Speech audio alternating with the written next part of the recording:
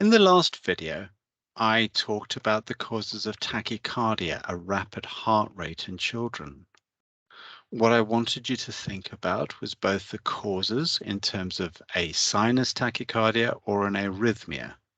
I wanted you to think about if it was a sinus tachycardia, was this a sinus tachycardia that any child might have because of pain, fear, anxiety, fever, or was this a pathological tachycardia, either because of something rare like a hormonal problem or anemia, or something slightly more common like a drug reaction such as salbutamol, or was there something more sinister and concerning such as shock?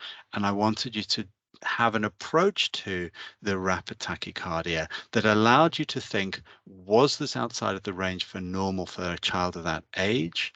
And if it was, how decompensated was the child in terms of, are they going into shock? What are their signs of perfusion, blood pressure? How well do they seem? And what might be causing the shock? I then touched on checking blood pressures in children and making sure you've got an appropriate sized cuff and that you're interpreting it with the correct charts in terms of the child's age, gender, and height. And then very briefly, I mentioned the fact that we would expect students to have a very basic approach to murmurs in children, understanding that it is very common to have murmurs, particularly in children who are unwell, but that we do have to have a way of thinking about murmurs in children in terms of urgent triage for the more worrying ones. In this video, I'd like to do a very similar thing, but think about the rapid respiratory rate for age. Go back to your Pews charts and now have a look at the normal range of respiratory rate for children and think, well, why might a child have an increased respiratory rate? For me, it always comes back to the blood gases.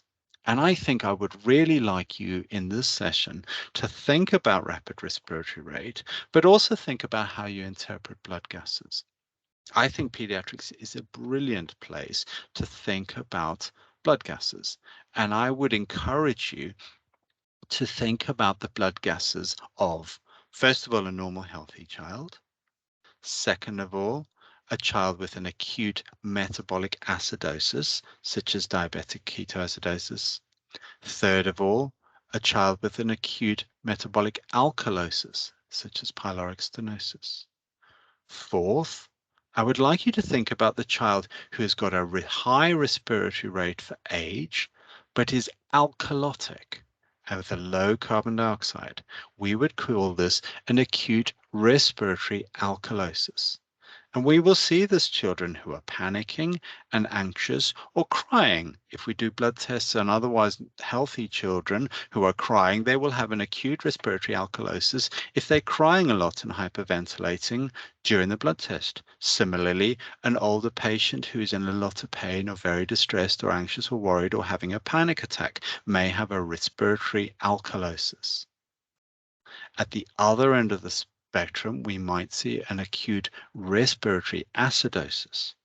And we're going to talk a little bit more about this in detail in the rest of this video. But effectively, these are the children who are acidotic and have raised their respiratory rate to try and blow off carbon dioxide. The consequence of this is that their respiratory rate has gone up. The next group that we could think about are the children who have a chronic respiratory acidosis. And the place to see these children is on the neonatal unit.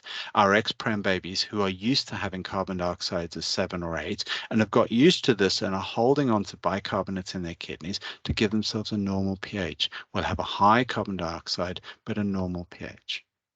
The final group are the children who have what we call a mixed acidosis. In other words, these are children who are acidotic for a respiratory problem. They might have pneumonia and have difficulty getting rid of carbon dioxide, even though they are breathless and breathing fast. But they are also acidotic because they're septic, and this puts the amount of acid up in their blood, giving them an acute metabolic acidosis. When I'm thinking about a patient who's breathless, therefore, I think about them in really 3 groups. Are they breathless, but actually they have no signs of respiratory distress. They're just breathing really fast because they're hyperventilating or panicking and making themselves alkalotic?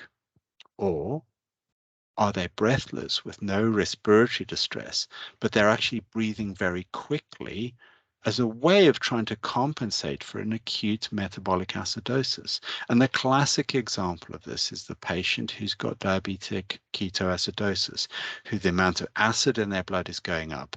And what their brainstem is telling them to do is to breathe fast, something called Kussmaul breathing. We will notice the patient breathing faster than normal for their age. And when we do a blood gas, we will see that they have an acute respiratory acidosis with a low carbon dioxide level. Sorry, an acute metabolic acidosis with a low carbon dioxide level.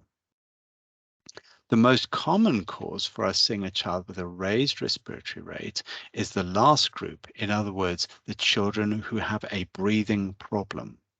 These are children who might have an airway problem, such as croup, or an upper airway obstruction problem, like you might see in anaphylaxis or airway obstruction, or children who have a lower respiratory problem and have a breathing problem, but either way are finding it difficult to get rid of carbon dioxide levels, and their brainstem is telling them to work harder to try and get rid of that carbon dioxide, and they have an acute respiratory acidosis.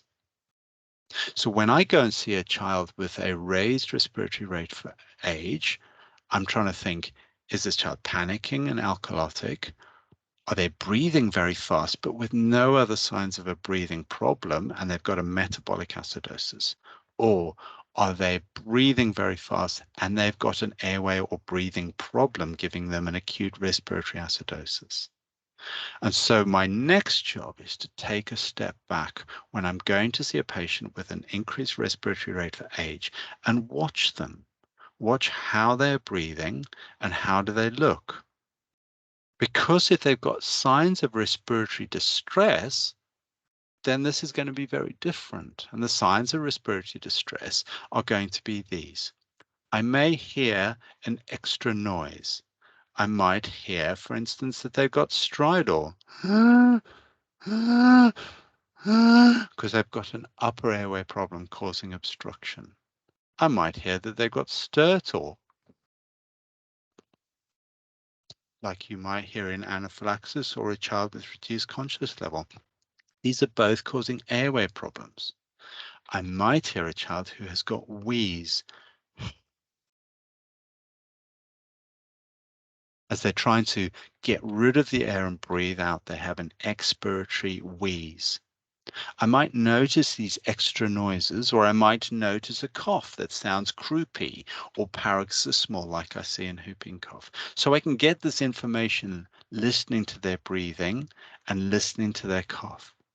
I can count their respiratory rate from the end of the bed before I distress them anymore and see if they're tachypneic for age. And I can look for their work of breathing. And there are going to be signs of increased work of breathing that anybody assessing acutely unwell children has to know. The first are going to be 4 signs of recession. We may see tracheal tug dipping in at the trachea as they breathe in. I might see intercostal between the ribs, subcostal below the ribs, or sternal recession. And all of these recessions are signs of increased work of breathing. So I might see a child who's tachypneic for age, who's got tracheal tug, intercostal recession, sternal recession, or subcostal recession. And I might look for other signs of respiratory distress. In adult patients, we're taught to look for accessory muscle use, and that's exactly the same in children. But children won't tripod like an adult with respiratory distress. A baby or an infant with bronchiolitis will lie in the bed, and when they're using their accessory muscles, they'll head bob. And you may see head bobbing and accessory muscle use, or in the older child, there might be tripoding and using accessory muscles. You might see a child with nasal flare, like a horse that's been running in. Small babies will see nasal flare as they're working hard, which is hard to mimic on a video. And the final thing you might see, and you'll have seen this in adults, adults with respiratory distress may do lip pursing to give themselves positive end expiratory pressure as they breathe out to keep their lungs expanded and give them a higher residual volume. So they're going. Babies don't do that. What babies will do is they'll give this partial obstruction here. They partially close their glottis and they will go, and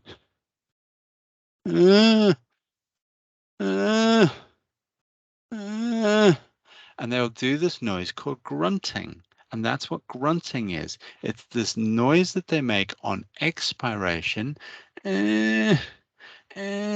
The older child, it might sound like they're crying, or they might do it as part of a cry. So you'll sometimes hear a child with viral induced wheeze who's very distressed going, ah, ah. And what you'll notice is that they cry, they do this expiratory grunt, and they have this prolonged expiratory phase as they're trying to keep those airways open. So when I'm going to see a child with a rapid breathing rate for age, I'm trying to put the child into one of three groups. The tachypneic but respiratory okay child who's either hyperventilating because they're anxious or scared or they're having a panic attack, or they're overbreathing because they've got a metabolic acidosis, or the child who's got a rapid respiratory rate but with other signs of respiratory distress. I'm going to look at those from the end of the bed. I'm going to look for recession, nasal flare. I'm going to listen for grunt. I'm going to look for accessory muscle and head bob. And then I'm going to try and understand what effect this is having on the child. Because if they're hypoxic and retaining CO2, well, they might be drowsy or lethargic. They might have low saturations. And finally, I'm going to examine the chest. And I'm going to examine the chest to try and listen for extra sounds, whether there's wheeze or crackles. I'm going to try and listen to see if those signs are asymmetrical. And I'm going to listen for air entry. Because if I've got a child who's hypoxic or lethargic, or a child with very poor air entry or a silent chest, that is a child who's going to die very soon unless we start treatment. And this is the point at which I can then start thinking about treatment. Do they need treatment for their stertor because of reduced conscious level, or their treatment for anaphylaxis with stertor, stridor, and wheeze as part of their anaphylaxis, and they need treatment for this?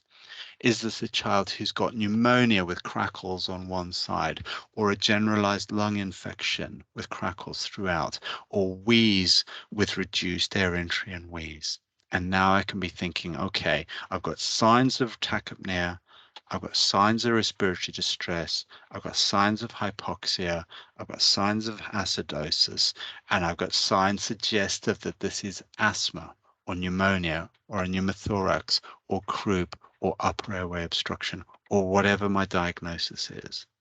And this allows me to triage the children very, very quickly and institute treatment very quickly in the children who need treatment for their DKA or for their asthma, but also to be reassuring when I've got no other signs of deranged physiology. And actually what needs to happen is analgesia, calm, settle everything down, take our time, settle everything, and see where this goes.